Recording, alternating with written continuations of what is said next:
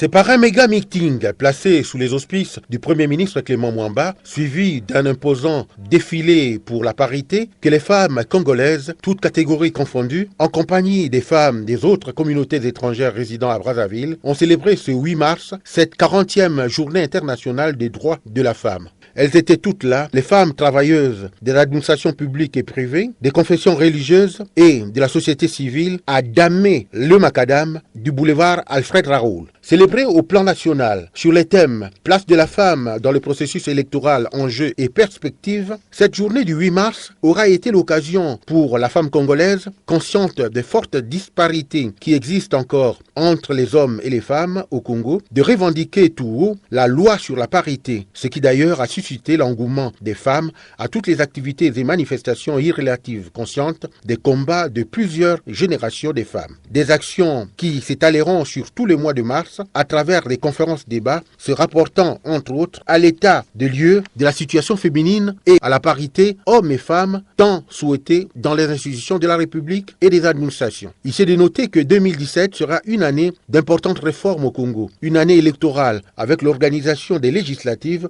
des locales et de l'élection sénatoriale. Prenant la mesure des enjeux, la femme congolaise a pris le pari de s'impliquer davantage pour renverser la donne actuelle cette année au Parlement pour une meilleure représentation de la femme, en faisant valoir la compétence et le droit afin de jouer sa partition dans la responsabilité des affaires, ce qui traduit la volonté d'une communauté qui n'entend plus demeurer en retrait, laisser l'homme seul aux commandes dans les instances de prise de décision. À signaler que au Congo, Brazzaville, des manifestations de ce genre ont eu lieu un peu partout à travers le pays.